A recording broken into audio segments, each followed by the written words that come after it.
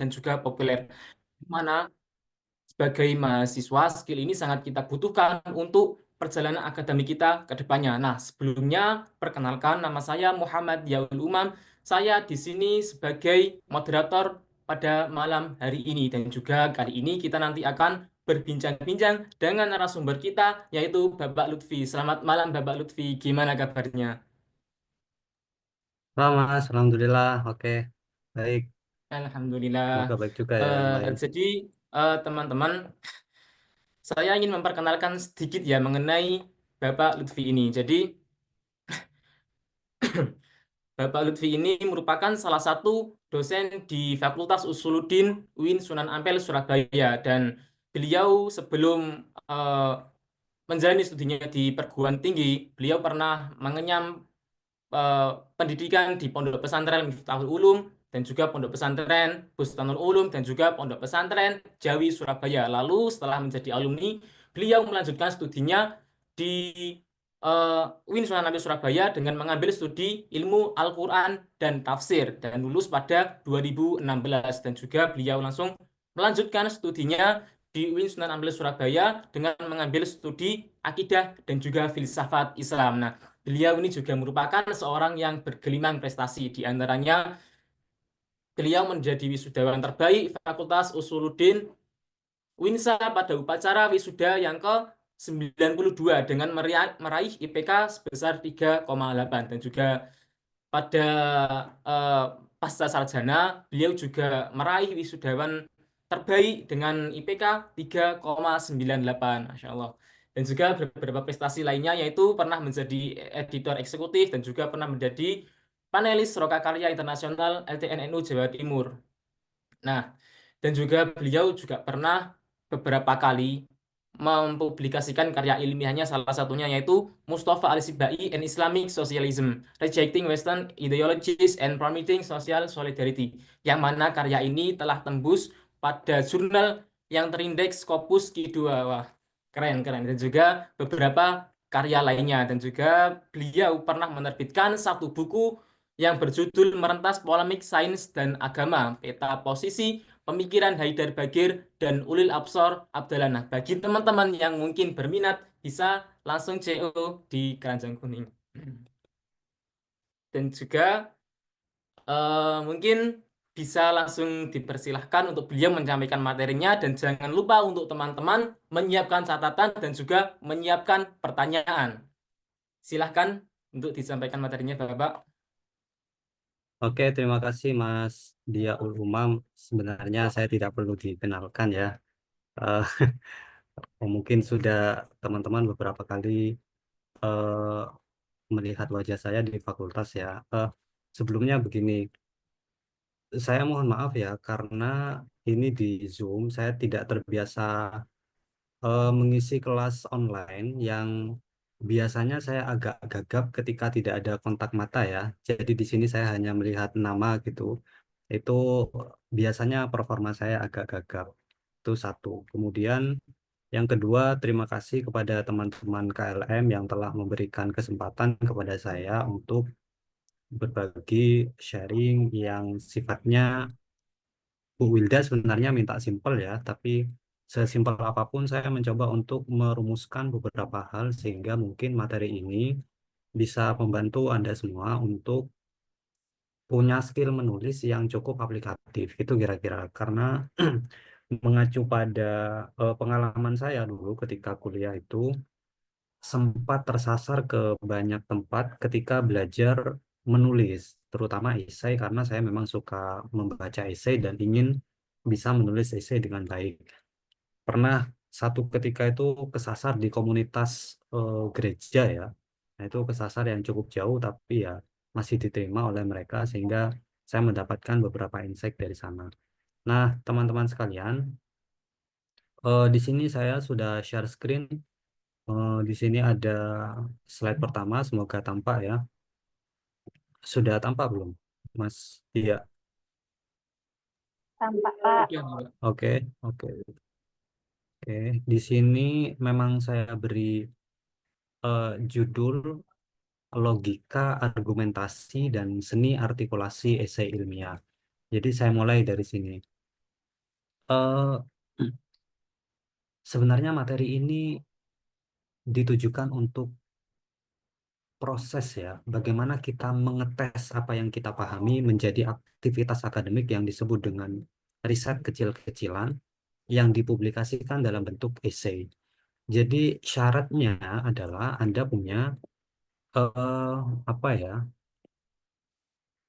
pemahaman kalau bahasa bahasa hermeneutiknya itu ya, sebuah konsep yang bisa kita olah bersama untuk dijadikan sebuah esai. Karena begini teman-teman sekalian, bagi saya, bagi saya eh, menulis itu mengekspresikan pikiran ya, mengartikulasikan pikiran. Jadi yang menjadi masalah utama adalah ketika di kepala kita itu belum ada pikiran, belum ada ide, belum ada gagasan yang akan dikeluarkan. Nah, ketika itu menjadi masalah utama, maka maka iya kita tidak bisa menulis sebenarnya. Ketika sudah ada ide, ketika sudah ada gagasan dan seterusnya, nah itu bisa kita olah bersama-sama menjadi esai, menjadi artikel, menjadi eh, cerpen mungkin yang mengikuti teknik tertentu, yang teknik ini membantu Anda semua untuk menstrukturasi idenya. Jadi syarat pertama harus ada idenya. Kesulitan pertama memang tidak punya ide, tidak punya gagasan, tidak punya berpikir, tidak punya pikiran, mohon maaf. Nah, di banyak kasus, di prodi apapun, itu biasanya eh, belum ada apa ya, bimbingan secara intensif untuk bagaimana kemudian kita punya ide yang cukup zigzag, cukup bagus untuk kemudian diekspresikan. Nah, teknik menulis itu muncul dari bagaimana kita membiasakan diri untuk mengolah apa yang kita pahami tadi. Jadi gitu ya, titik pijaknya harus eh, memulai proses berpikir dulu. Bagaimana berpikir itu? Ya, nanti di belakang pelan-pelan ada tekniknya. Meskipun secara tidak langsung itu memang memerlukan latihan. Jadi begini, dimanapun Anda mengikuti kelas menulis, itu sebenarnya materinya belum jadi. Saya yakin itu.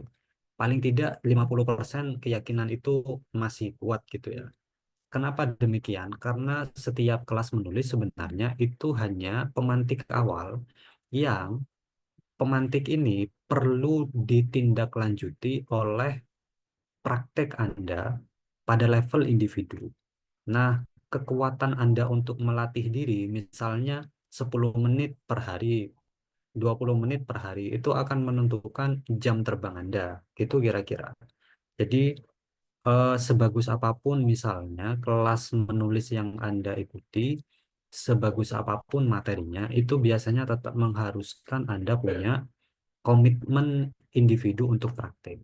Jadi berdasarkan peta itu, di berbagai prodi yang pernah saya ampu, itu saya memetakan beberapa kesulitan dan kesalahan umum yang kemudian saya olah menjadi materi ini. Begitu kira-kira. Nah, kesulitan dan kesalahan umum itu relatif tentu saja, dan beda-beda cara penanganannya tentu saja. Yang karena itu saya mencoba untuk membuat eh, kesulitan dan kesalahan umum ini secara global. Meskipun begini, teman-teman, saya tidak tahu ya, eh, yang ada di sini berapa orang ini itu apakah sudah punya jam terbang menulis. Kalau sudah punya jam terbang menulis, seperti apa kualitasnya, saya juga belum tahu. Jadi saya mengeneralisir saja bahwa setinggi apapun jam terbang Anda, paling tidak kita harus memulai dari beberapa hal yang seharusnya kita miliki sebagai penulis yang punya kualitas baik. Itu. Nah, kesulitan pertama apa itu? Tidak tahu harus mulai dari mana. Ini masalah klise ya. Ini masalah klise. Ketika saya kuliah dulu di semester 5 atau semester 6 kira-kira itu sudah mulai banyak tugas yang cukup tajam, cukup menuntut bagaimana mahasiswa punya ide kreatif yang bisa mensistematisasi apa yang mereka pikirkan. Nah, tugas-tugas seperti itu biasanya mengharuskan adanya makalah yang cukup bagus. Belum ada jurnal ya, belum ada jurnal seperti era hari ini di masa itu. Tapi ketika sudah mendapatkan tugas-tugas seperti itu, biasanya teman-teman di angkatan saya, di semua prodi bahkan, itu sudah mengalami kesulitan yang cukup sangat menyiksa. Ini belum skripsi ya, belum skripsi. Nah, biasanya ketika sudah menghadapi kesulitan semacam itu, baik pada level makalah, baik pada level skripsi, itu sebenarnya masalahnya satu. Kita, kami waktu itu sebenarnya tidak tahu harus ngapain dengan tugas ini. Gitu ya. Tugas ini itu harus diolah seperti apa, harus dimulai dari mana, harus mencari data dari mana. Nah, itu kita tidak tahu sehingga imbasnya adalah tulisan itu tidak sesuai dengan standar, baik standar minimal mahasiswa maupun standar minimal dosen. Sehingga yang terjadi adalah kerumitan bagaimana mengolah sebuah tugas, gitu kira-kira. Jadi, kita harus tahu titik pijak kita di mana dan akan kemana kita melangkah, gitu ya. Jadi kalau kita tidak tahu harus mulai menulis dari mana, misalnya kita belum pernah menulis, tidak punya bacaan sebanyak itu, sebanyak yang diharuskan untuk menjadi penulis yang baik misalnya, jadi otomatis kita akan mengalami kesulitan yang benar-benar sulit karena kita tidak punya pengetahuan prasyarat untuk menjadi penulis misalnya. Saya kira kita tidak perlu mensyaratkan diri untuk menjadi penulis juga kalau levelnya hanya esai. Karena menurut pengalaman saya, esai itu cukup bisa diterapkan di banyak tempat, bisa menulis cukup serius misalnya di portal-portal populer, bisa juga cukup serius misalnya ketika Anda mengirim tulisan Anda ke luar negeri yang biasanya dulu itu dibayar 100 sampai $150 per essay ya. Nah, itu kan lumayan. Atau hanya untuk curhatan pribadi gitu ya. Nah, itu ada seninya. Jadi, materi kali ini ketika Anda tidak tahu harus mulai dari mana, maka harus ada latihan praktis sederhana setiap hari. Apa itu nanti di belakang. Nah, kemudian biasanya pembelajar awal ya, saya tidak mau mengatakan pemula karena pemula juga relatif. Pembelajar awal itu biasanya mengalami kesulitan yang kedua, apa itu kesulitan menentukan fokus dan tesis. Nah, ini yang paling banyak ditemui. Mohon maaf ya, saya tidak mengeneralisir semua mahasiswa awal itu kesulitan dilacak fokus tulisannya apa, tesisnya apa. Bahkan mahasiswa S2 atau mungkin juga dosen atau juga mungkin mahasiswa S3 itu kadang ketika menulis esai kita kesulitan ini sebenarnya mau fokus kemana gitu ya karena paragrafnya tidak padu dan seterusnya. Nah, cara memadukan paragraf dan seterusnya itu ada di bawah. Kemudian tentu saja yang ketiga yang cukup banyak dialami oleh penulis awal adalah takut salah ya dan menghendaki adanya kesempurnaan dalam proses penulisan awal. Nah, ini juga agak bisa. Ini bermasalah kalau Anda imani gitu. Kemudian yang keempat ada kesalahan yang paling fatal yaitu kurangnya data atau referensi. Nah, ini sebenarnya menjadi obat paling mujarab ketika Anda sedang mengalami kesulitan untuk menulis ya, karena tadi ketika Anda kurang data, Anda kurang referensi, otomatis Anda tidak punya ide yang akan diartikulasikan dalam bentuk tulisan. Nah, biasanya syarat yang paling gampang itu ketika ingin menulis yang bagus, tentu saja datanya bagus. Nah, data yang bagus itu biasanya bisa diperoleh ketika Anda eh, membaca cukup banyak data, membaca cukup banyak referensi. Misalnya, kalau Anda punya target nulis esai sepanjang 700 atau 800 kata tentang topik tertentu, itu coba Anda cari minimal 10 referensi yang cukup variatif gitu ya. Nah, biasanya kalau saya mengajar di kelas itu selalu menekankan cara belajar yang benar, cara mencari referensi yang benar, yang yang akan cukup membuka insight kawan-kawan menjelajahi topik yang diberikan dengan eh, cukup kuat ya cara jelajahnya. Tapi kita tidak akan bicara ke sana karena ini bukan kelas kuliah saya gitu ya. Nah, minimal Anda mencari referensi ya, karena sekarang cukup mudah mencari referensi. Meskipun cara saya konvensional dan itu tidak bisa ditawar.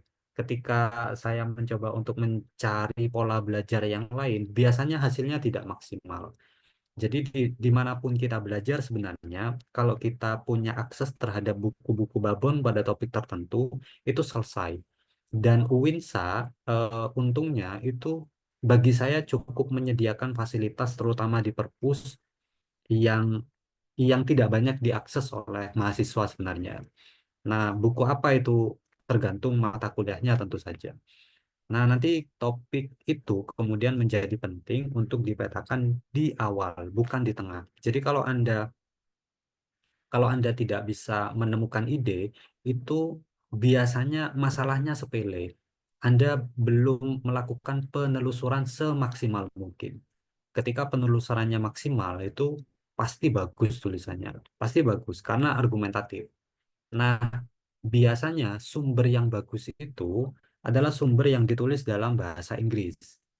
Kalau bahasa Arab saya belum menemukan menemukan apa ya, menemukan buku-buku babon yang cukup cukup otoritatif kecuali memang Anda mahasiswa IAT yang referensinya memang tafsir gitu ya. Tapi kalau sudah berbicara filsafat barat atau pemikiran kontemporer atau data-data terbaru di isu sosial, itu biasanya tetap bahasa Inggris yang menjadi utama. Maka jangan takut mencari sumber berbahasa Inggris karena toh bisa ditranslate. Nah, Google Translate itu dimanfaatkan.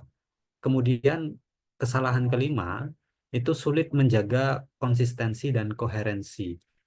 Apa itu? Ya kalimatnya tidak padu, idenya meloncat, yang efeknya adalah pembaca itu secara psikologis tidak punya kenikmatan membaca tulisan kita. Nah, itu kesulitannya memang di situ. Itu kesulitannya. Ketika kesulitan ini terkumpul menjadi satu, biasanya muncul beberapa kesalahan. Jadi kesulitan ini melahirkan beberapa kesalahan. Apa kesalahannya? Ketika kita tidak tahu harus mulai dari mana, ketika kita kesulitan menentukan fokus, ketika kita kesulitan menentukan tesis atau ide dari esai kita, itu biasanya judul yang kita olah tidak terlalu menarik atau terlalu umum, terlalu general ya. Biasanya konsep maslahah dalam pemikiran Asyatibi misalnya, atau konsep hifdzul bi'ah dalam tafsir apa gitu ya. Bagi saya itu judul yang tidak menarik. Nah, oke, sebelum saya lanjut, ini kira-kira Mas dia teman-teman yang hadir biasanya di prodi apa ya? Dari prodi apa ya biasanya? Biar contohnya nanti cukup nyambung gitu kira-kira. Mungkin kebanyakan dari IAT, Pak. Oh, dari IAT ya ini ya. Oke, oke. Iya, iya contoh yang saya sebut barusan itu kan dari IAT ya, konsep tafsir apa gitu dalam dalam konteks wacana isu apa gitu itu bagi saya kurang menarik ya. Nah, bagi saya editor-editor di luar sana, saya kira punya pikiran yang sama, punya kegelisahan yang sama ketika melihat judul-judul yang baru masuk, sehingga editor biasanya mengeksekusi naskah sehingga judulnya kemudian berubah, eh, nuansa fokusnya kemudian juga bergeser. Kemudian yang ketujuh, ini yang sering saya tekankan di kelas perkuliahan atau dimanapun ketika saya mengisi kelas penulisan ya. Yang ketujuh, kesalahan umumnya ketika kesulitan ini belum teratasi, itu adalah pendahuluan yang membosankan. Pendahuluan yang membosankan itu bagi saya dosa akademik yang harus kita tobati sedini mungkin. Nah, biasanya teman-teman IAT itu terlalu membuka tulisan mereka dengan cara yang sangat mengerikan ya. Misalnya Al-Quran adalah kitab suci yang diturunkan kepada Nabi Muhammad. Itu mengerikan sekali. Bagi saya itu mengerikan. Nah, itu sialnya, mohon maaf teman-teman, tidak hanya terjadi pada level semester 1 sampai semester 7, tapi kadang juga terjadi pada level skripsi, terjadi pada level tesis, terjadi pada level akademisi yang cukup senior sebenarnya. Nah, bagi saya, ketika Anda ingin mengukur sebuah tulisan, apakah tulisan itu baik atau buruk, itu cek kalimat pertama. Bukan paragraf pertama ya, cek kalimat pertamanya. Kalau kalimat pertamanya itu sudah tidak menawarkan sesuatu yang baru, itu berarti Anda bisa menghakimi, kita bisa menghakimi bahwa ya ini perlu jam terbang yang lebih baik gitu ya. Tidak peduli siapapun yang nulis, gitu kira-kira. Kalau kalimat pertamanya tidak menarik, ya berarti itu tulisan yang tidak menarik. Biasanya saya sebagai editor itu baik di jurnal maupun dulu menjadi editor di portal keislaman, ketika menilai naskah itu nggak nunggu membaca paragraf kedua ya, cukup saya cek kalimat pertamanya, ketika tidak menarik ya sudah saya skip itu. Kemudian yang kedelapan, eh, menggunakan bahasa yang terlalu kaku atau terlalu santai. Nah, ini juga penyakit di Indonesia ya. Kalau kita menulis esai populer, terutama di situs-situs yang baru, situs-situs yang belum punya gaya selingkung yang kuat, itu biasanya esainya kaku, tidak terlalu populer. Padahal kalau Anda membaca esainya Gunawan Muhammad, membaca esainya MH Ainun Najib atau Agus Nur atau siapa Seno Gumira Aji Dharma dan seterusnya, itu esainya sangat luas, sangat enak dibaca, dan saya kira media kita perlu warna warna lain ya yang tidak terlalu kaku dalam menyikapi tulisan-tulisan populer. Saya nggak tahu madhabnya sebenarnya mengacu kemana. Misalnya dulu sekali saya pernah nulis eh, di sebuah media yang itu memasukkan kalimat saya, kata saya ya, bukan kalimat kata saya sebagai personifikasi dari ide tertentu dan seterusnya. Nah, itu sebenarnya cukup umum di beberapa gaya penulisan, tapi saya mendapatkan komentar bahwa eh, esai dengan gaya seperti ini itu tidak umum gitu. Nah, itu cukup mengejutkan di masa itu ya. Jadi saya tidak pernah mengirim tulisan lagi ke media tersebut, cukup satu kali. Kemudian yang ke sembilan, paragrafnya tidak proporsional. Kalau di kelas academic writing atau di kelas literasi digital itu, biasanya di pertemuan-pertemuan awal saya sudah menekankan bahwa kalau Anda menulis sebuah makalah, esai, jurnal, atau apapun, itu harus ada irama, bukan hanya pada level kalimat, tapi pada level paragraf. Nah, menciptakan irama pada level paragraf itu biasanya kalau saya konsisten dengan jumlah baris. Kalau barisnya itu idealnya 10 di level jurnal, maka paragraf 1, 2, 3, dan seterusnya saya akan menjaga irama itu. Misalnya 10 sampai 13, 10 sampai 14 itu tidak lepas dari pakem itu. Nah, kalau Anda menulis esai itu, saya kira juga berlaku pola itu ya, paragrafnya proporsional, tidak terlalu panjang, tidak terlalu pendek, dan konsisten. Misalnya satu paragraf itu 4 baris, kalau essay misalnya. Tergantung layout webnya juga sih, tapi usahakan cukup berirama. Nah, itu enak nanti dibaca, enak dilihat, dan eh, biasanya paragraf yang rapi seperti itu dihasilkan oleh penulis yang bukan penulis pemula. Gitu biasanya. Bukan penulis awal. Kemudian yang terakhir, ini yang sulit teman-teman. Yang dulu sebelum ada AI, dulu sebelum ada berbagai fasilitas digital, kita kesulitan untuk membuat esai, membuat tulisan yang punya kesimpulan unik. Jadi kalau saya nulis esai misalnya, esai jelek-jelekan ya, misalnya larangan poligami perspektif Nasr Hamid Abu Zaid misalnya. Nah, itu ketika saya mengolah tulisan-tulisan dengan topik seperti itu, biasanya tidak ada kesimpulan yang baru. hanya mengulang saja. Padahal padahal ketika direfleksikan itu biasanya muncul-muncul ide, muncul-muncul apa ya, muncul beberapa pandangan yang memperkaya tesis terdahulu. Ini baru satu slide ya. Saya menyiapkan 20 slide. Apakah nanti waktunya cukup? Wallahu a'lam ya. Mungkin saya singkat aja. Ini baru slide satu, saya menghabiskan 10 menit. Eh, jadi gini, kalau Anda kebingungan, pernah mengalami yang disebut dengan apa ya, buntu idenya, tidak tahu harus mulai dari mana, tidak tahu bagaimana menghasilkan tulisan yang bagus, padahal Anda sangat ingin menulis dengan sangat bagus, misalnya, itu saya menyarankan satu kebiasaan yang insya Allah cukup berguna. Apa itu? Eh, Latihan menulis bebas. Apapun topiknya. Misalnya Anda kehujanan di jalan, Anda telat masuk perkuliahan, misalnya, tulis aja itu.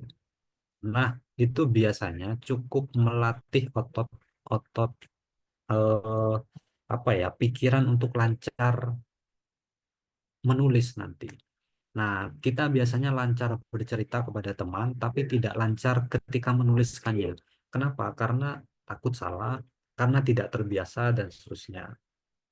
Misalnya begini, eh, seorang mahasiswa misalnya ingin menulis dampak media sosial terhadap konsentrasi belajar.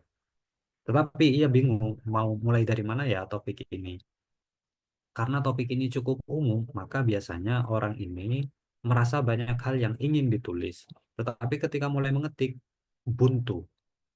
Nah, Anda biasanya ketika ketika sedang ada di lampu merah gitu ya, entah naik mobil, entah naik motor, itu kan biasanya pikirannya kemana-mana, atau mau tidur itu pikirannya kemana-mana.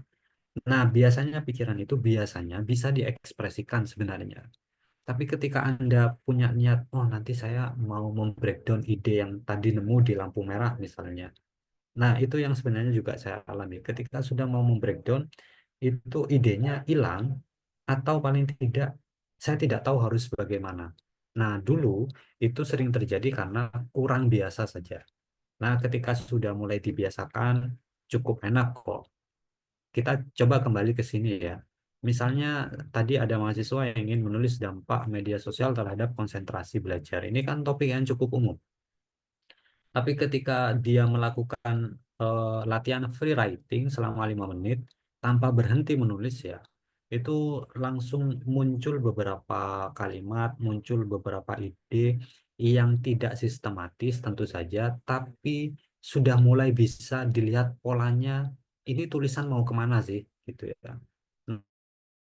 Nah, ketika tulisan ini muncul, tidak konsisten, tidak koheren, tidak logis, dan seterusnya, itu hal belakangan. Tapi ketika kalimat ini muncul, biasanya sudah ada ide-ide yang bisa diolah. Maka seperti tadi ya, aktivitas menulis selalu adalah proses mengetes apa yang kita pahami menjadi aktivitas akademik yang disebut dengan riset. Nah, ketika sudah mulai muncul apa yang kita pahami itu dites, diuji, dan seterusnya, itu akan enak. Nah, misalnya ini ya, sudah saya contohkan satu paragraf, silakan Anda baca misalnya ketika apa ya, memulai free writing tentang dampak media sosial terhadap konsentrasi belajar, itu muncul beberapa fokus. Media sosial bisa bermanfaat tetapi juga mengganggu fokus, misalnya. Ada juga ide di mana pengalaman pribadi menunjukkan dampak yang nyata. Ada juga ada kemungkinan faktor psikologis yang terlibat. Perlu data penelitian untuk mendukung argumen dan seterusnya ya. Ini sudah muncul bibit-bibit yang bisa diolah. Kemudian gini, ada tadi beberapa masalah di awal ya. Kesulitan menentukan fokus. Kalau yang barusan itu adalah solusi ketika kita tidak tahu harus mulai dari mana, maka yang ini itu solusi dari beberapa kesulitan yang tadi. Ketika kita kesulitan menentukan fokus, ya tentukan saja satu gagasan utama. Simple sebenarnya. Kita kembali ke tadi. Ini kan kalau free writing ini, itu kan banyak sekali apa ya, ide yang muncul di situ. Nah, karena ini contohnya jelek ya tentang media sosial, sudah cukup umum, kita mencari apa ya tentang media sosial yang tidak banyak orang ketahui. Misalnya, oh, saya kira orang tidak banyak menonton film dokumenter yang penting untuk diketahui oleh para pengguna media sosial. Yang film ini populer pada tahun 2020-an ya, namanya Social Dilemma. Nah, saya ingin menulis tentang film itu aja, dampak psikologis dari pengguna sosial media, perspektif post-truthnya Lee McEntire misalnya. Nah, ketika sudah ada fokus seperti itu bisa jadi tulisan. Nah, latihan membaca itu teman-teman, saya kira juga membantu kita mempertajam bagaimana fenomena itu akan ditulis ya, karena pendekatan selalu menjadi alat bedah utama. Ketika tabungan pendekatan kita sudah banyak, itu ketika melihat realitas, kepala kita langsung berputar, oh kayaknya ini bisa dianalisis dengan cara ini, dibandingkan dengan filsuf ini, yang nanti arahnya ke sini. Itu nyaris otomatis. Nyaris otomatis. Nanti mungkin ada contohnya di belakang. Nah, ketika ada satu statement, itu kita bisa mulai meriset. Dan riset itu karena sekarang sangat mudah, satu topik aja Anda tidak akan kesulitan kok mencari 10 jurnal atau 20 jurnal. Wah Pak, terlalu banyak jurnal itu, sulit sekali meringkasnya. Ada AI yang bisa membantu meringkas. Sebenarnya sekarang sudah sangat, apa ya, sudah sangat banyak fasilitas yang bisa mendukung. Kemudian takut salah dan perfeksionisme berlebihan. Nah, ini obatnya cuma satu ya. Pisahkan antara menulis dan mengedit. Ini saran yang cukup usang, tapi saya kira cukup relevan. Jadi kalau Anda melakukan free writing, itu jangan di diedit ya. Ditulis saja mengalir 5 menit, Anda bikin stopwatch. Selama 5 menit itu ditulis semuanya. Biasanya dari stopwatch 5 menit itu muncul beberapa ide, muncul beberapa bibit tentang sesuatu yang Anda gelisahkan. Tidak harus sesuatu yang daki-daki tentang apapun kalau latihan ya. Sekesal Anda ketika teman Anda telah datang misalnya, ketika Anda takut masuk kelas karena telat misalnya, hal-hal seperti itu dilatih aja, diceritakan. Nanti ketika Anda mulai membaca apa ya, buku-buku psikologis, tabungan-tabungan seperti itu bisa kemudian Anda menjadikan bahan. Bahkan semuanya sebenarnya bisa menjadi bahan. Itu ya. Kemudian kurangnya data atau referensi. Ya ini obatnya satu, riset. Dan riset itu bisa lapangan, bisa library dan seterusnya, tinggal menentukan objek materialnya yang akan dibahas apa. Kemudian sulit menjaga konsistensi dan koherensi. Nah, ini obatnya sebenarnya gampang, tapi tidak mudah dipraktikkan. Apa itu? Gunakan transisi antar paragraf dan cek apakah ada benang merah yang menghubungkan tiap bagian. Ini solusi sederhana, tapi ketika kita tidak punya jam terbang, mohon maaf teman-teman, ini adalah bagian yang paling sulit. Jadi kalau kita menulis esai dalam 10 paragraf, membuat 10 paragrafnya itu ada dalam satu rel, satu gerbong bahkan, itu yang paling sulit. Nah, caranya ada di belakang, insya Allah. Bagi saya, ketika kita sudah bisa membuat 10 paragraf itu ada dalam satu rel, kita biasanya bisa melahirkan sebuah tulisan yang cukup enak dibaca, cukup bagus. Nah, ini perlu jam terbang. Perlu jam terbang meskipun ya nggak sulit-sulit amat juga sih. Kemudian begini, ada yang disebut essay itu bagus, ada yang disebut essay itu jelek.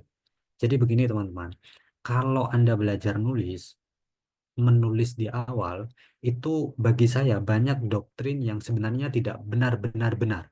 Misalnya, misalnya, tulisan yang bagus itu adalah tulisan yang selesai. Nah, iya, itu untuk memotivasi mahasiswa tingkat akhir untuk segera menyelesaikan tugasnya. Maka doktrin itu menjadi penting. Tapi bagi saya, tulisan yang bagus adalah tulisan yang bagus, yang memenuhi perangkat literer, yang memenuhi eh, apa ya, kalimat yang dipahat dengan sebaik mungkin. Jadi tulisan yang selesai itu hanya level pertama untuk tulisan itu bisa dianalisis apakah bagus atau tidak, gitu ya. Tapi di sisi yang lain, jangan kemudian itu dijadikan beban. Oh, kalau levelnya itu saya sepertinya sulit untuk kemudian memulai. Nah, jangan juga berpikir seperti itu karena semakin Anda menunda untuk memulai, maka langkahnya akan kemudian terhambat gitu ya. Itu yang perlu dihindari juga sebenarnya. Di belakang nanti saya sebenarnya sudah menyiapkan beberapa materi yang semoga cukup relate ya untuk dipraktikkan bagaimana menulis esai yang baik. Nah, fondasi yang baik sebenarnya kalau Anda mau menelusuri sumber itu saya menyarankan bukunya Muhyiddin M. Dahlan. Judulnya Inilah Esai. Bukunya berwarna hitam, cukup tebal, mungkin 300 halaman. Dan di buku itu, teman-teman, sudah dirangkum bagaimana para esais di Indonesia itu mencoba berakrobatik, baik pada level judul, baik pada level ide, baik pada level eh, kalimat pembuka, paragraf pembuka, itu semuanya dirangkum ya. Kayaknya itu dari tahun 1940-an. Jadi Muhyiddin M. Dahlan itu mengumpulkan semua esai yang ditulis oleh penulis-penulis beken gitu ya. Kemudian mencari pola. Oh, penulis ini cara menulis judulnya seperti ini, cara menulis pendahuluannya seperti ini dan seterusnya. Itu biasanya ada di apa ya di buku itu dan cukup bagus untuk kemudian dijadikan apa ya eh, bahan latihan awal. Nah, fondasi yang pertama bagi saya tentu saja judul yang memikat, teman-teman. Nah, untuk membuat judul yang memikat biasanya memang perlu jam terbang. Lagi-lagi ini perlu jam terbang. Bagaimana tips awalnya? Tentu saja eh, cukup sulit untuk digambarkan, tapi saya mencoba meringkas beberapa halnya. Misalnya, gunakan elemen kejutan, gunakan pertanyaan, atau perspektif yang unik. Nah, orang yang bagi saya cukup akrobatik dalam menulis judul itu ada dua, Cak Nun dan Gunawan Muhammad. Kalau Cak Nun itu sangat akrobatik ya judulnya. Misalnya Selilit Pak Kiai gitu ya. Marquesot bertutur. Itu judul buku sebenarnya, tapi ada juga di esainya yang berjudul seperti itu. Jadi akrobatik bahasanya cukup cukup zigzag ya kalau memang Anda melihat buku-buku atau judul-judul esai dari Cak Nun yang bisa Anda temui online sebenarnya. Atau Gunawan Muhammad. Gunawan Muhammad itu nyentrik karena di semua esainya beliau hanya menuliskan satu kata, misalnya kipas gitu ya, misalnya pintu, misalnya Amir Hamzah gitu, misalnya Rumi. Itu semuanya konsisten. Saya punya 15 jilid bukunya Gunawan Muhammad, catatan pinggir itu isinya esai semua dan judulnya konsisten seperti itu. Nah, Anda perlu latihan melihat bagaimana sebenarnya mengolah judul yang baik. Nanti ada di apa ya, di belakang prakteknya seperti apa. Kemudian eh, paragraf pembuka yang kuat ya, gunakan pertanyaan provokatif, anekdot atau pengalaman pribadi, fakta atau data yang mengejutkan. Jadi misalnya kalau saya boleh menyarankan, pembukaan yang menarik itu adalah pembukaan yang mengandung data, yang cukup provokatif. Jadi kalau Anda misalnya eh, sudah ketakutan karena pernyataan saya tadi, misalnya kalimat pertama kalau jelek berarti isinya tidak perlu dibaca misalnya. Nah, cara mengatasi itu sebenarnya gampang. Bagaimana caranya? Buka kalimat Anda dengan data.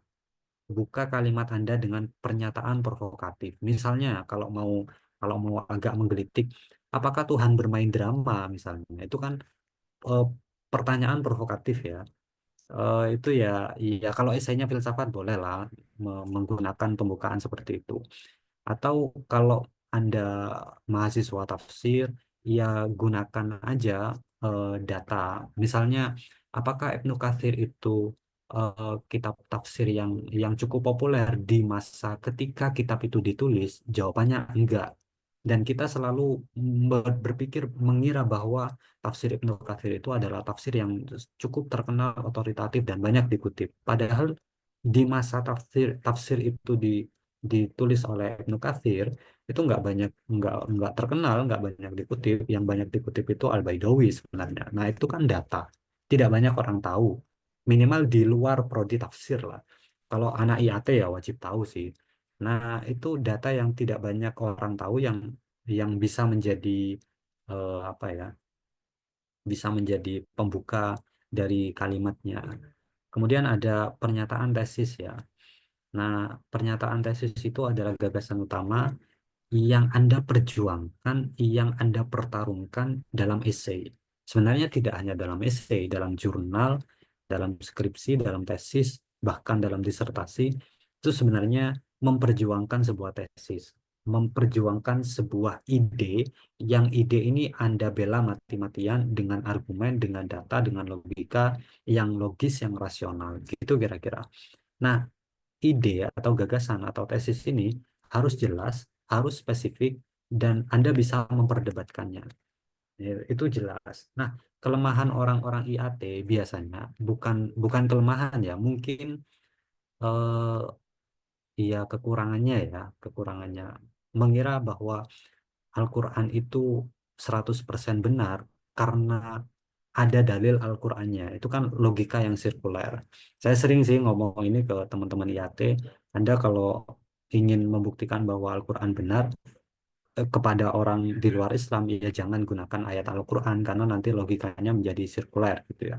Nah itu menjadi penting untuk ditekankan. Misalnya ketika Anda nanti sudah punya judul, punya paragraf yang oke, punya statement yang oke, fondasi yang terakhir adalah paragraf Anda itu harus berisi sesuatu yang bisa diargumentasikan. Nah, mohon maaf kalau ada suara-suara aneh ya. Ini di tetangga saya ada hajatan jadi agak ramai di luar. Kembali lagi, kalau ada eh, statement itu tentu saja harus ada argumen yang kuat, teman-teman. Nah, argumen yang kuat itu tentu saja harus di, dibarengi oleh data, dibarengi oleh fakta yang kuat. Jadi begini, menulis esai itu pada akhirnya, menulis makalah itu pada akhirnya, menulis skripsi itu pada akhirnya bukan hanya tentang apa yang kita tulis, tapi juga tentang bagaimana kita menulisnya. Nah, fondasi esai di sini sebenarnya itu adalah proses awal sebelum Anda menentukan apakah esai ini adalah esai yang baik atau adalah esai yang nggak baik, gitu kira-kira.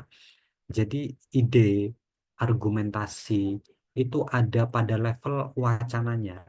Nah, ketika Anda bisa mengolah wacana ini disampaikan dengan kalimat polisendенton misalnya, kalimat kumulatif misalnya, itu akan sangat enak dibaca. Nah, paling tidak fondasi ini yang harus Anda kuasai, nanti alat artikulasinya itu ada di belakang. Nah, ini ini argumentasi ya. Eh, kita kita ingin mencoba untuk membuat esai yang clear secara ide, tapi juga clear bagaimana kita mengungkapkannya, gitu ya. Maka harus clear secara logika, harus clear secara artikulasi. Nah, ini ada struktur paragraf argumentasi. Argumen itu apa sih? Nanti di belakang ya. Eh, Kalau kita lihat di sini, hmm, tulisan yang baik itu punya gagasan utama. Misalnya, agama dan sains itu bisa nggak ya sejajar misalnya. Ini kita sering sekali mendengar tafsir sains atau Anda yang prodi AFI mendengar integrasi agama dan sains gitu ya.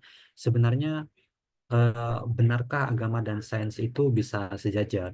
Teman-teman sekalian, saya kebetulan saja risetnya tentang agama dan sains sehingga cukup cukup punya banyak data di sini. Mas, suara saya terdengar dengan baik ya? Mohon maaf. Terdengar Bapak, baik, Oke, jelas.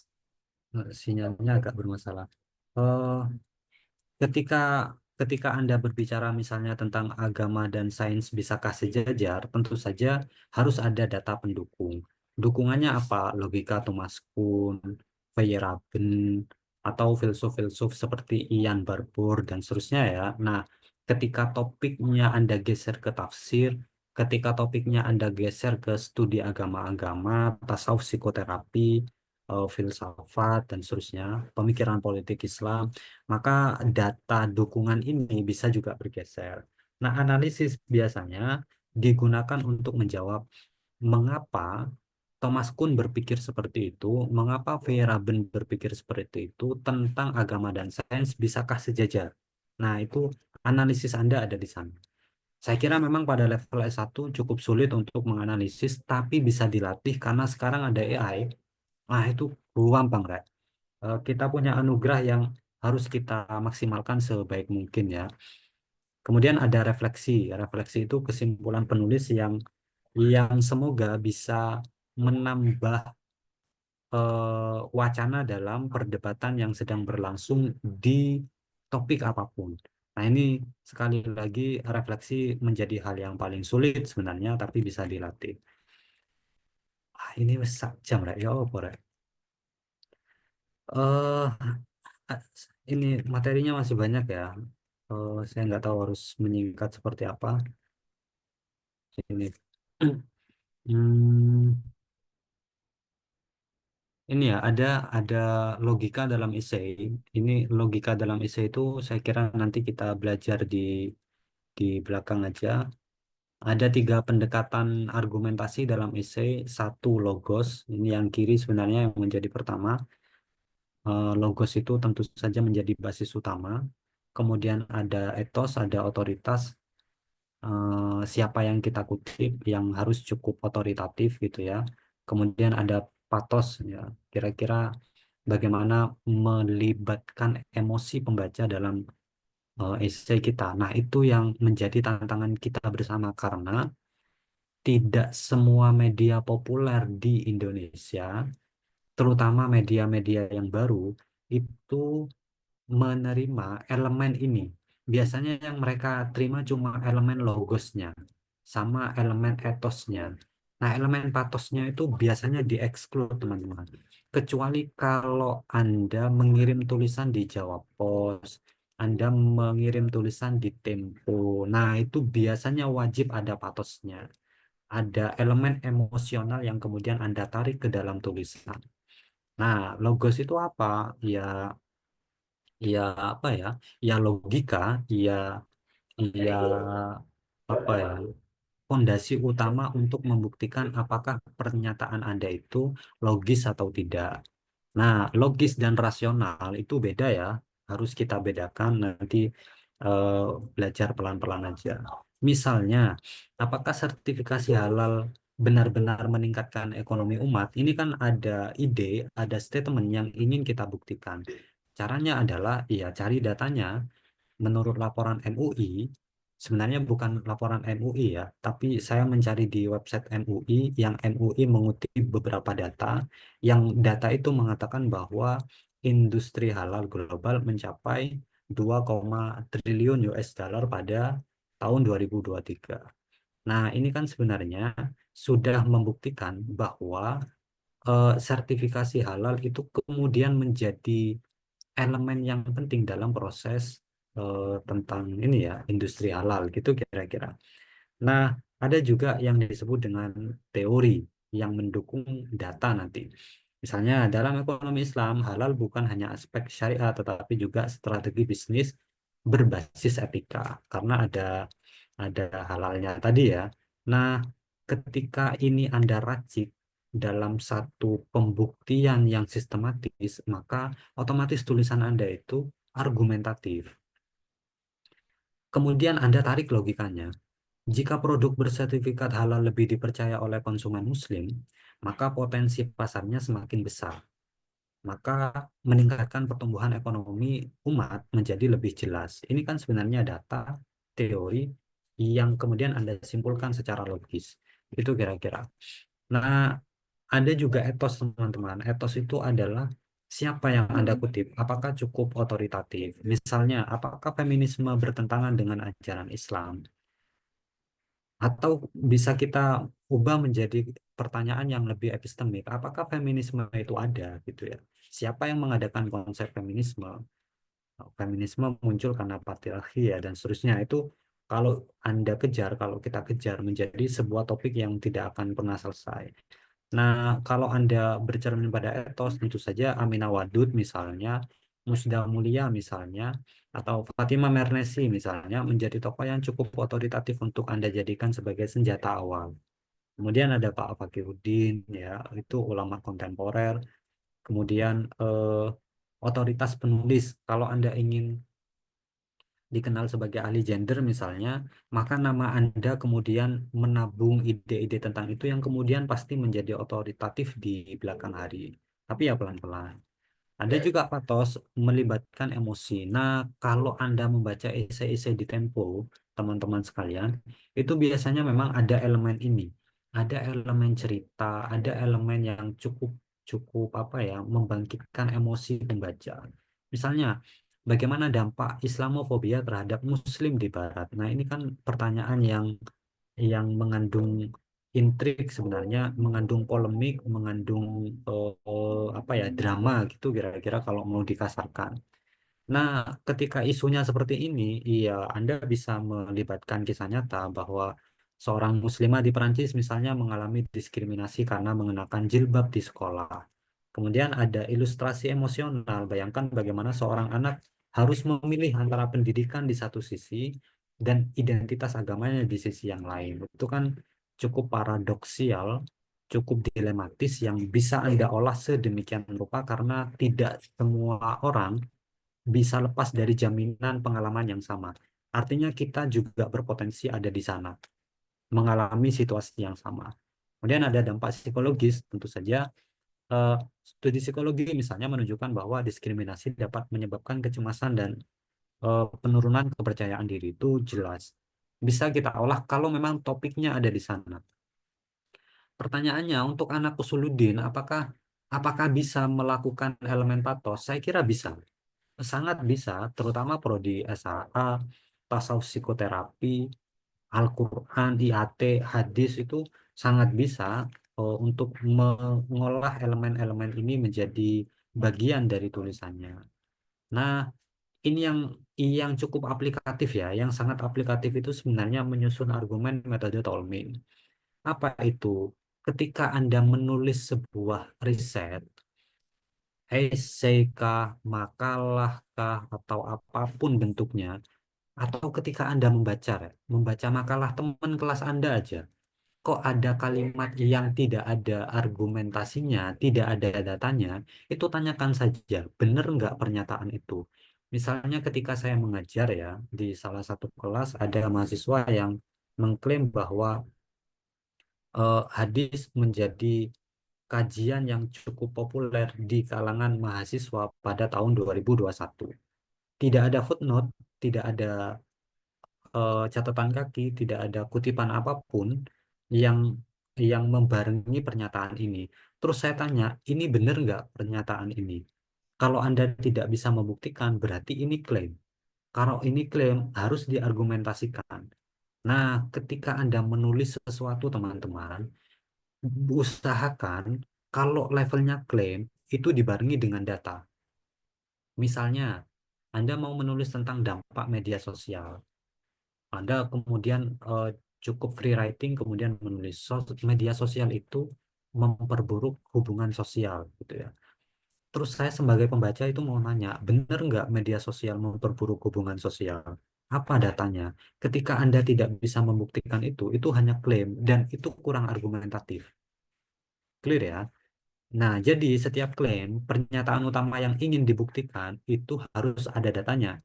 Misalnya, zakat dapat mengurangi ketimpangan sosial di masyarakat Muslim. Ini kan sebenarnya klaim. Ada datanya nggak? Nah, datanya dibuktikan. Badan Amil Zakat Nasional, Basnas, melaporkan bahwa potensi zakat di Indonesia pada tahun 2022 itu mencapai 327 triliun. Nah, ini kan sebenarnya data, bukti. Ketika klaim sudah dibarengi dengan data, itu kemudian bisa ditarik justifikasi. Apa itu? Penjelasan mengapa data mendukung klaim. Oh, kalau zakat di Indonesia itu bisa nyampe 327 triliun, ya berarti mekanisme redistribusi kekayaan itu bisa menjamin keseimbangan ekonomi. Maka zakat memang dapat mengurangi ketimpangan sosial di masyarakat Muslim. Nah, hal-hal seperti itu harus Anda bayangkan, apakah Anda di SAA, apakah Anda di IAT, ILHA, TP, PPI, dan seterusnya ya, harus Anda bisa membayangkan bagaimana mengoperasionalkan data untuk mendukung klaim Anda. Misalnya, dalam tafsir Wahbah Zuhaili, Anda mencari bagaimana hifdzul bi'ah, bagaimana ekologi dalam konsep itu. Nah, Anda Anda percaya bahwa manusia itu rahmatan lil alamin. Ketika manusia rahmatan lil alamin, maka dia harus menjadi penjaga dari bumi. Padahal ada data yang mengatakan kalau manusia punah, bumi ini akan kembali menjadi asri dalam beberapa ratus tahun, gitu ya. Kalau semut yang punah itu dalam beberapa tahun bumi hancur. Nah, itu kan fakta yang kontras. Anda harus mencari data-data yang benar-benar bisa membuktikan bahwa iya, eh, wabah Zuhaili dalam tafsir Al-Munirnya memang bisa digunakan untuk mengkonstruk ekologi dalam Quran. Oke, ini ada menyusun kontra argumen. Saya kira akan saya ringkas ya. Ini gini teman-teman, itu tadi tentang logika ya, tentang bagaimana kita menyusun argumentasi. Sebenarnya ini bukan hanya untuk esai, tapi untuk skripsi juga berlaku, untuk tesis juga berlaku, untuk disertasi juga berlaku, untuk jurnal juga berlaku. Nah itu ada level idenya, ada level logikanya yang harus clear di awal. Tapi kita tadi sudah sepakat bahwa tulisan yang baik itu bukan hanya tentang idenya yang clear, tapi juga tentang bagaimana ide itu disajikan. Maka di sini ada eh, maka di sini ada seni artikulasi. Apa itu gaya bahasa dan daya tarik narasi dalam esai ilmiah populer? Oke, yang pertama itu Anda harus menggunakan kalimat efektif. Nah, ini ada latihannya, teman-teman. Menulis tentu saja memang butuh jam terbang, tapi Anda sebenarnya bisa men-shortcutnya. Anda bisa membypassnya dengan cara apa? Banyak latihan. Cara mudah latihan menulis tentu saja menyalin tulisan ya. Dulu saya dilatih oleh beberapa kelas menulis, misalnya dari AS Laksana itu memberikan tugas untuk menyalin tulisan ya. Nah, itu cukup aplikatif, cukup cukup sangat membantu, bukan cukup ya, untuk mendompleng gaya tulisan, mendompleng hal-hal yang dibutuhkan dalam artikulasi ini. Misalnya, kalimat efektif itu seperti apa? Kalimat yang berisi keseimbangan bahwa ini tidak mudah dipahami, tapi bukan juga kalimat yang murahan. Ya, misalnya kalimat ruwet ini ya, ini kalimat yang sulit dipahami. Metode hermeneutika Gadamerian dalam interpretasi teks menekankan fusi cakrawala yang mengimplikasikan dialektika dan seterusnya. Ini kalau pembaca awam, ya, ia berkerut keningnya. Ini apa maksudnya ya? Tapi kalau kita menggunakan kalimat yang lebih efektif, kira-kira hasilnya yang ada di bawah ini. Menurut Gadamer, memahami sebuah teks berarti mempertemukan perspektif kita saat ini dengan konteks historis dan seterusnya. Prinsipnya adalah, jika pembaca umum sulit memahami istilah yang digunakan, sediakan contoh atau ilustrasi yang lebih konkret. Oh, sebentar, sebentar. Ada motor. Sebentar ya.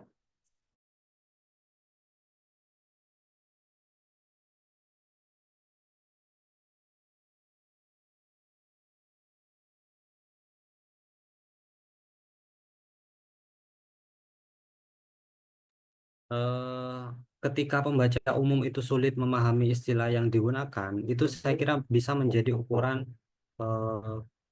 Sebentar, sebentar.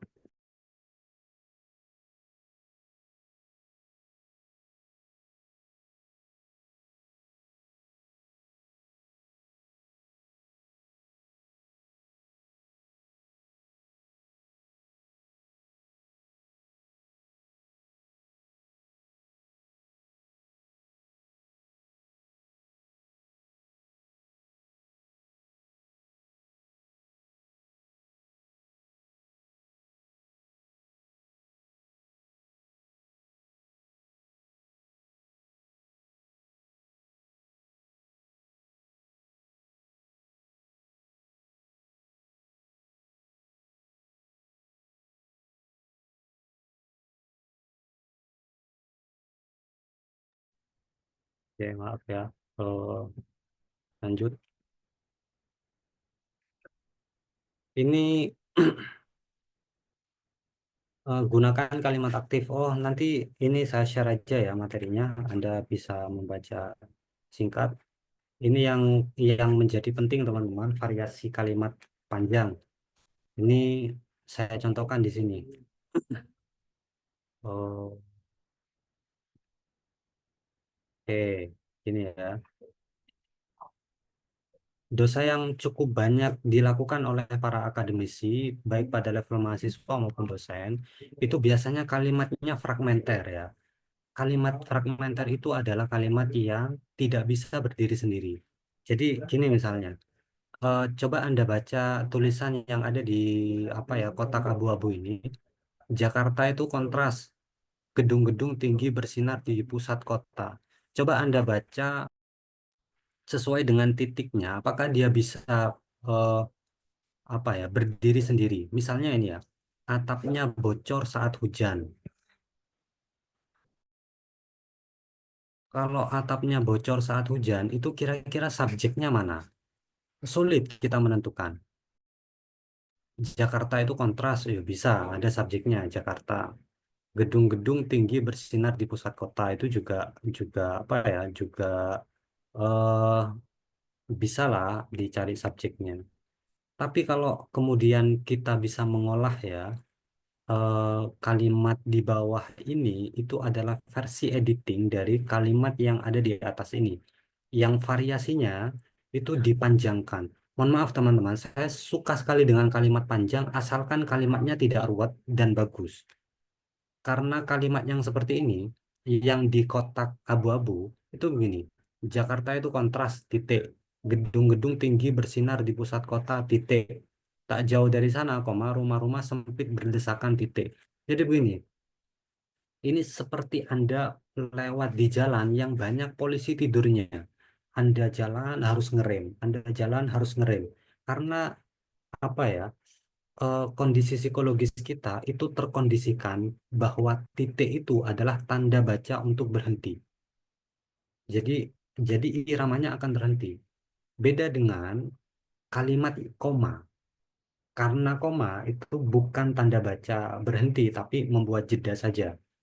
Nah, di contoh yang bawah itu hanya terdiri dari satu kalimat. Sepanjang ini, dua kalimat ya, mohon maaf.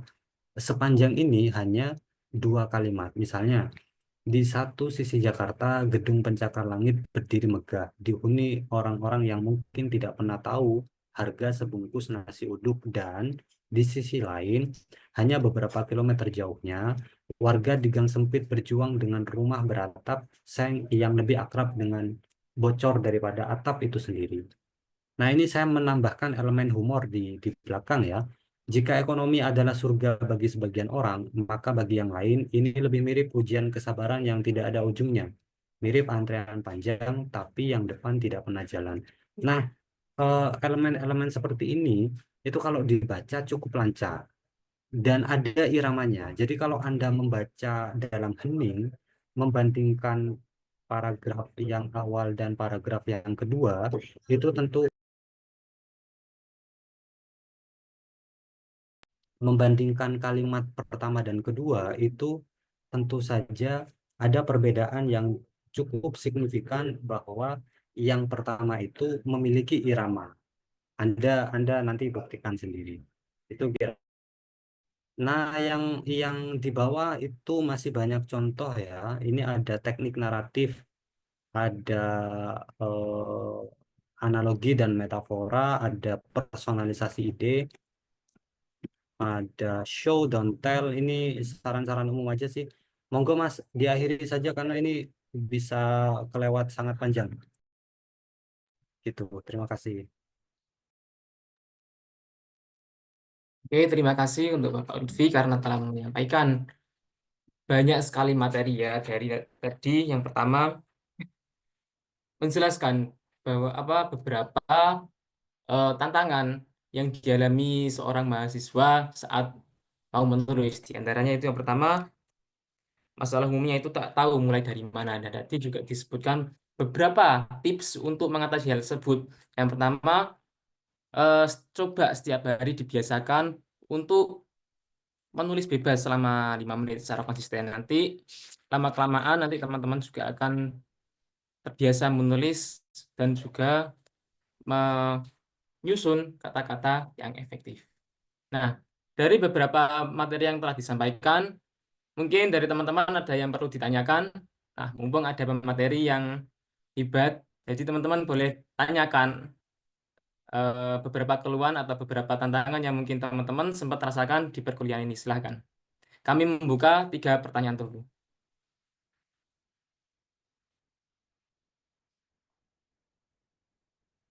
Silakan teman-teman yang mau bertanya.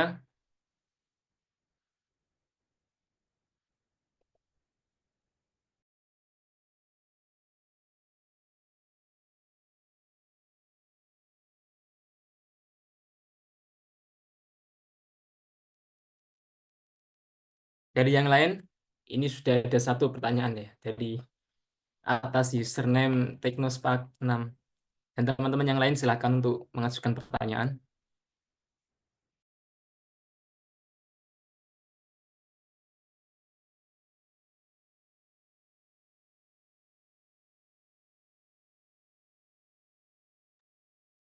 Langsung saya baca aja ya ini ya. Silakan, Bapak.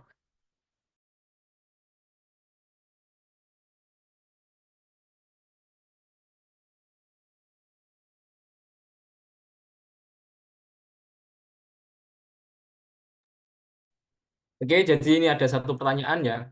Yang pertama izin bertanya Bapak, kalau pemecah suatu tema gimana ya Pak? Sudah baca tapi belum berhasil memecahkan suatu tema. Kan kalau ingin bisa memecahkan tema itu harus baca tema yang berkaitan. Contoh, dalam tema Al-Quran sebagai bekal menjelajah global.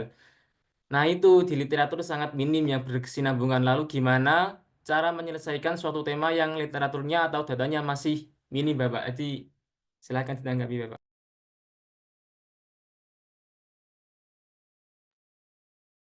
Eh, Boleh on nggak ini? Coba Teknospark ini. Gimana ini maksudnya? Ini ada tema Al-Quran sebagai bekal menjelajah dunia gitu tak? Mana nih? Mas atau Mbak ini?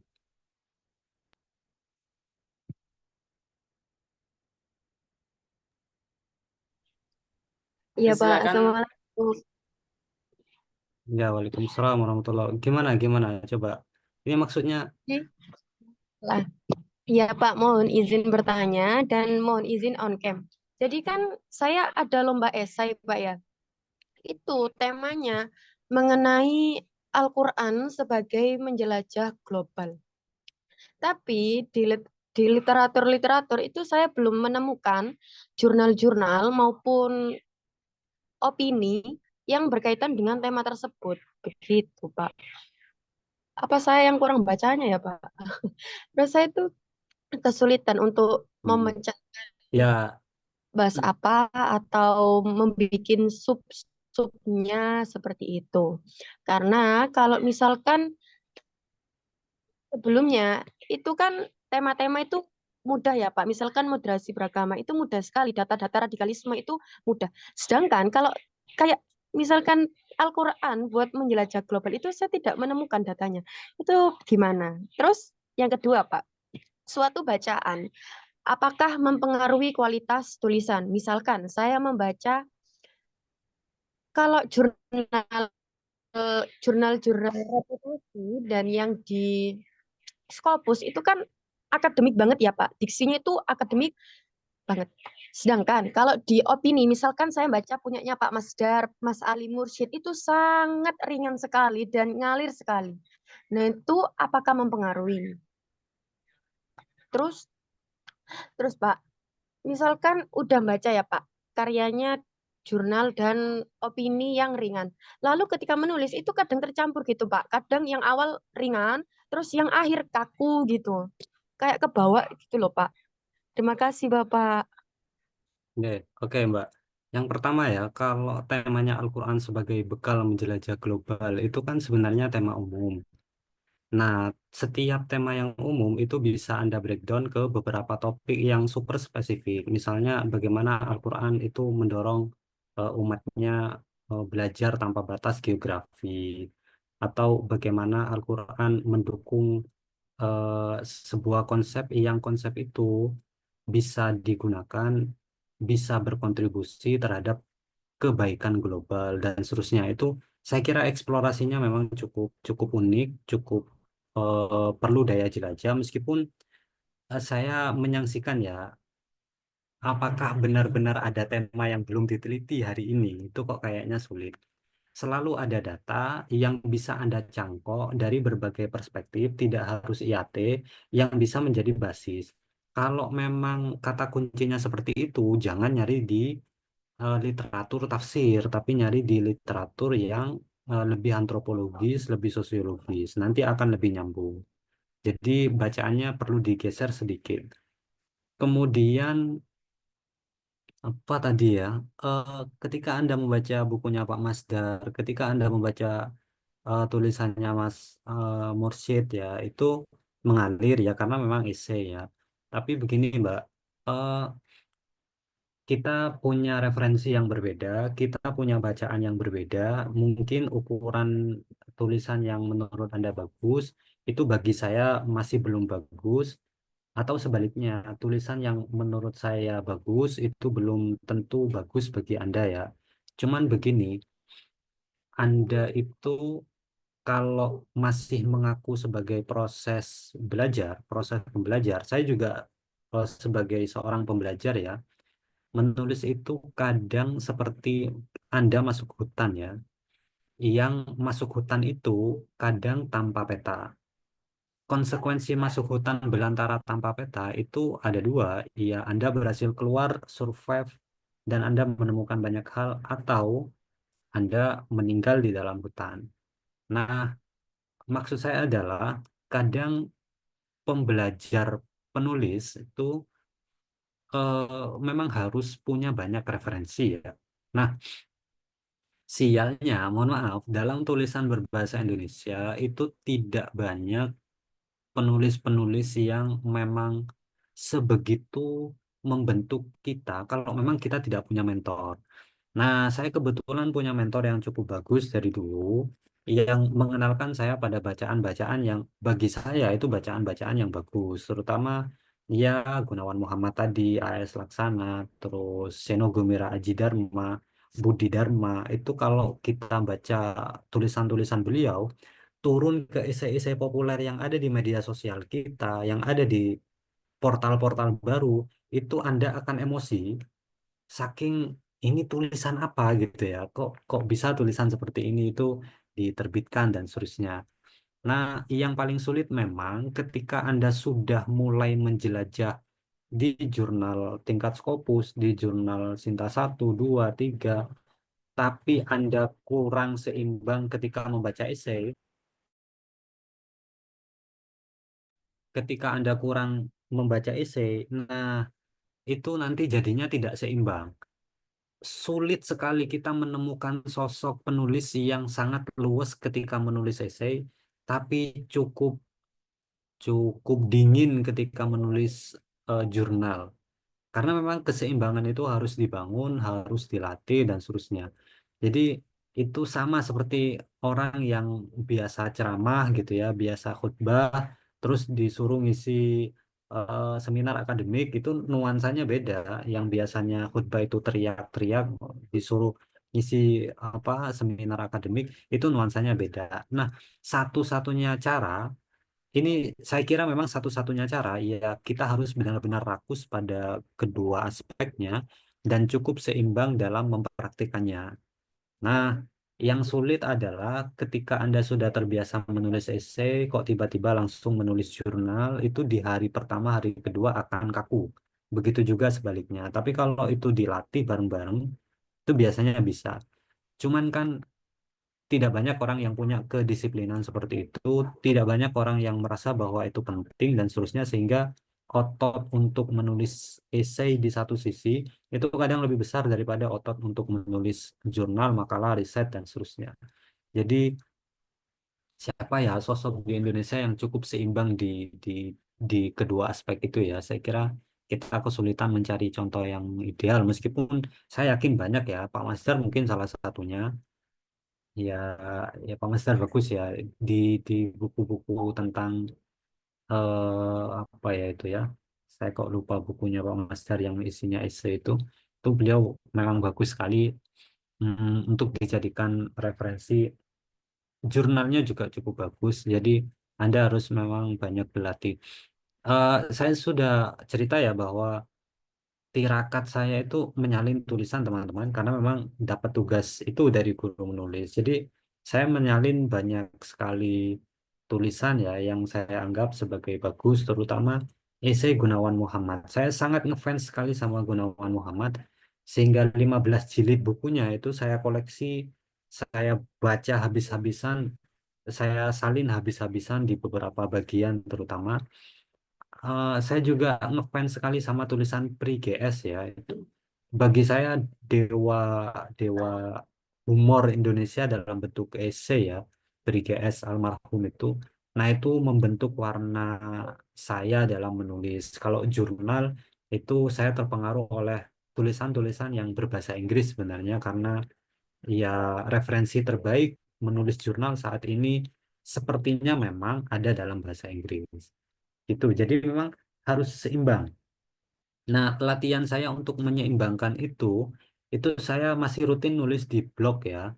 Saya ngeblog sampai hari ini masih aktif. Eh, Jumlah tulisannya nggak banyak sih, tapi ada di angka 200 berapa gitu sejak 2018 sampai hari ini masih aktif.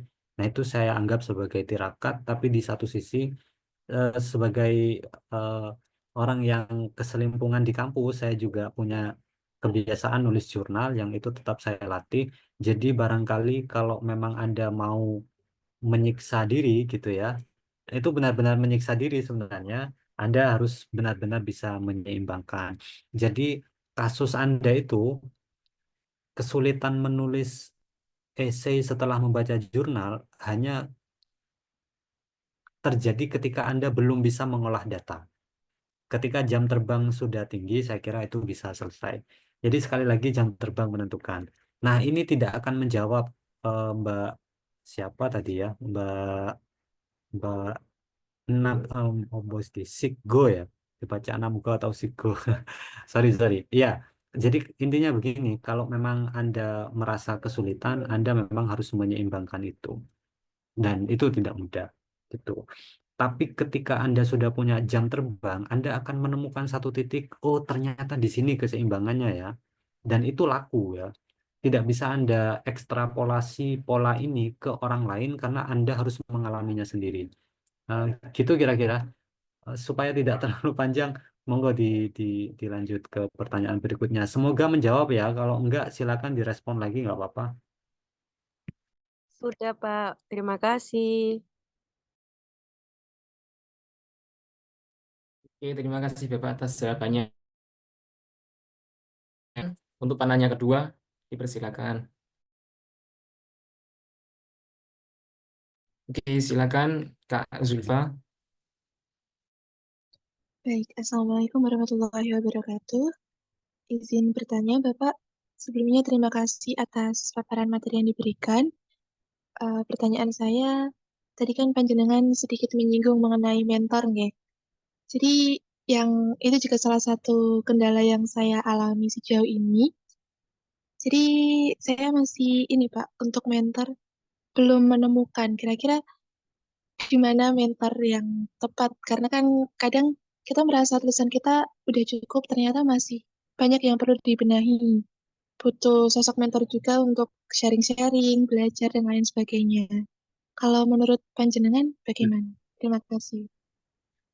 Ya, Bu Wilda aja, Mbak. Ini beliau. Enggak.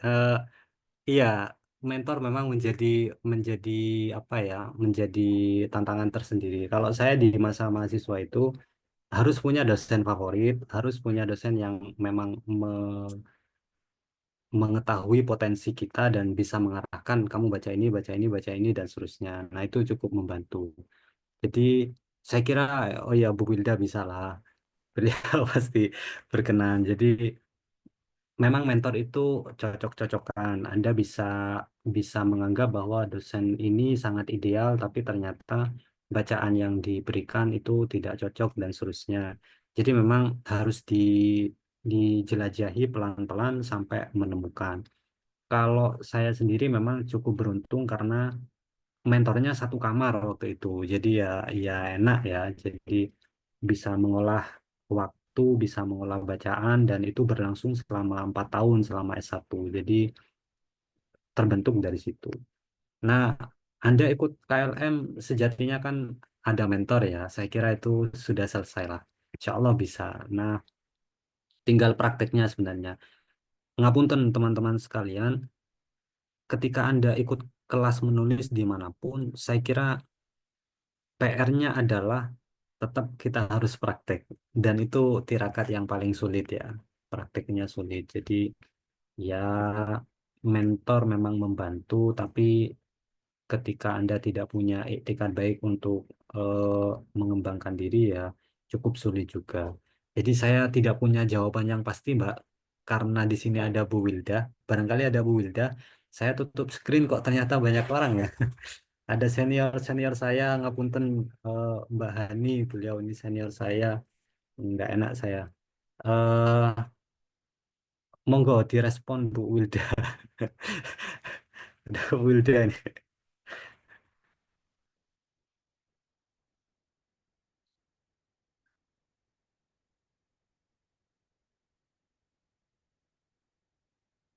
Gimana Mbak? Saya kira kalau masalah mentor saya belum bisa mencari solusi ya. Mungkin AI, saya pernah sih beberapa kali nyoba utak-atik AI untuk jadi mentor, tapi memang sense-nya cukup sulit. Jadi kalau belum punya otot awalnya agak sulit menjelajah via AI gitu ya.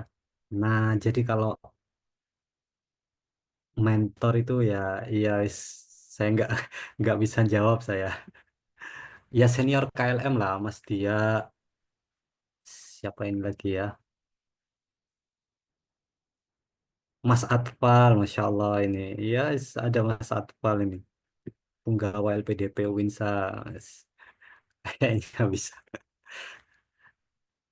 Monggo Mbak direspon yang lain aja ya, karena jawaban itu saya kira tidak bisa saya jawab karena cukup cukup sulit juga kalau kita tidak punya relasi. Gitu, monggo. Oke, terima kasih Bapak. Sami-sami, ini sudah jam 9 ya. Senior saya Mbak Hani barangkali mau merespon, monggo Mbak. Mas Atfal, saya sambil menyapa nggak apa-apa ya, mohon izin teman-teman.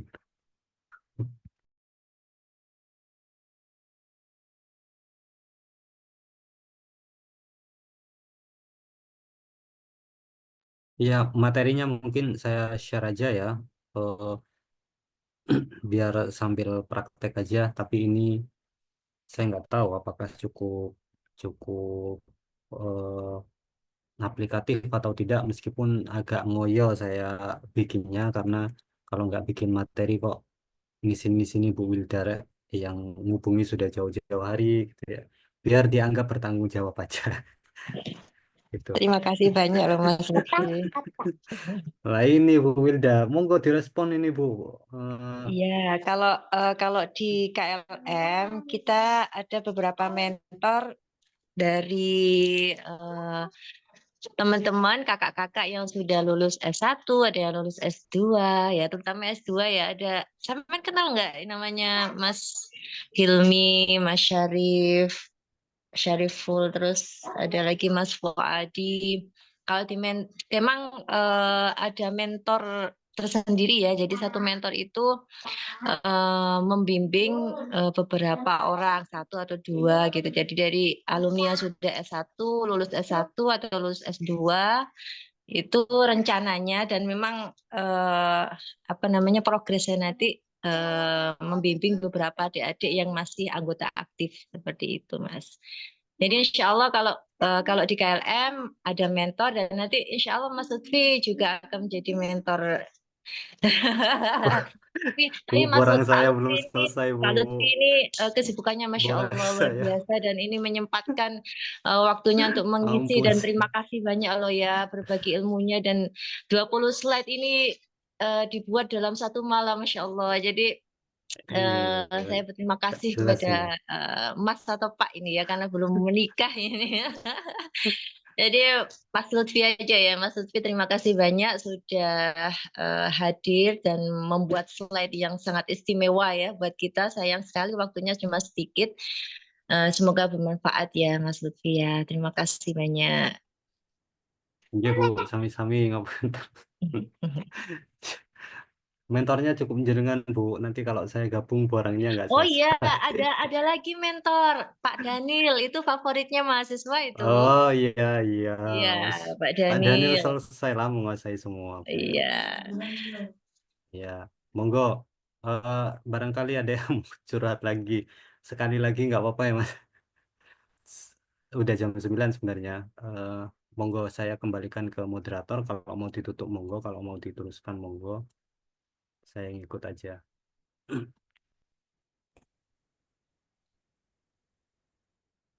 Oke, mungkin satu pertanyaan lagi. Mungkin dari teman-teman ada yang ingin bertanya.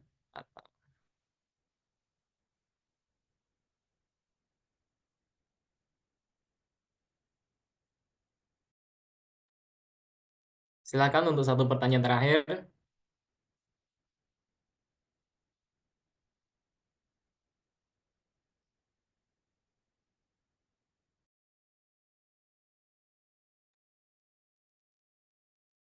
Atau mungkin kalau sudah nggak ada pertanyaan, karena ini sudah menunjukkan pukul 9:10 ya.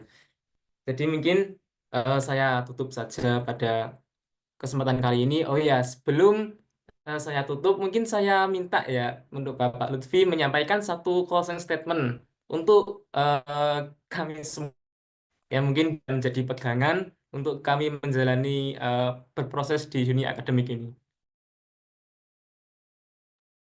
Wah, saya nggak pernah bikin closing statement, Mas. Ya, closing statementnya sederhana, teman-teman. Ya, menulis itu nggak gampang memang. Tapi itu ketidakgampangan yang worth it kalau Anda ingin benar-benar bisa menjelajah dan memproduksi pengetahuan ya. Jadi semoga nggak capek karena prosesnya panjang.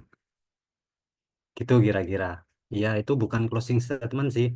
Closing statement saya gini aja. Saya minta maaf ya karena dari tadi saya gelagapan. Saya kelemahan terbesarnya memang tidak bisa ngomong kalau tidak ada kontak mata. Karena itu saya nggak pernah mau mahasiswa ngajak kelas online gitu ya. Masuk di kelas apapun yang terjadi karena itu membuat saya gagap. Nah, itu bisa Anda lihat sendiri dari tadi saya belum maksimal menyampaikan 20 slide tadi ya. Saya loncat-loncat sehingga materinya barangkali bisa cukup aplikatif kalau disampaikan dengan cara yang benar, disampaikan dengan suasana yang cukup tenang, tapi dari tadi ya nggak bisa ya, yaitu kekurangan yang saya mohon maaf sebesar-besarnya gitu. Semoga masih bisa ketemu di lain tempat. Kalau borang Fakultas Usuluddin sudah selesai, insya Allah saya agak longgar. Gitu ya, Mas Dia dan Bu Wilda. Terima kasih atas kesempatannya. Terima kasih juga kepada teman-teman yang sudah bergabung, ini terutama para senior saya ya, dan juga mahasiswa, Bu Wilda, semuanya. Matur nuwun, ngapunten sangat. Monggo ditutup, Mas. Atau Bu Wilda. Oke, terima kasih Bapak untuk kalimat terakhirnya. Dan mungkin sebelum saya tutup, tolong teman-teman untuk on cam untuk sesi dokumentasi. Silakan teman-teman untuk on cam untuk kami ambil dokumentasi sebelum ditutup forum kali ini.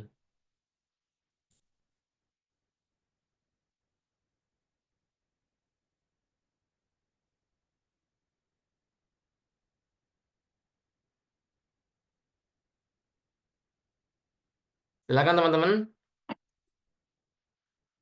untuk menyalakan kameranya sebentar.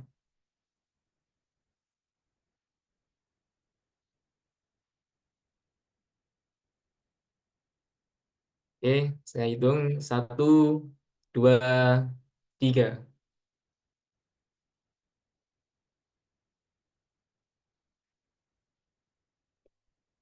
Sekali lagi dengan gaya bebas. 1, 2, 3.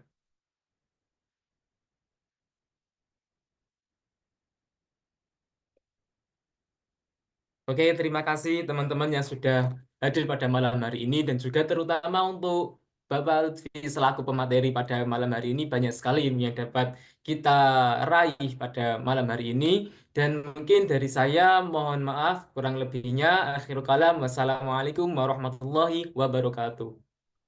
Assalamualaikum warahmatullahi wabarakatuh. Mohon izin live ya, Mas, teman-teman sekalian. Silakan, Bapak. Oke, terima kasih Ye, Bapak. ye, sami-sami. Terima kasih.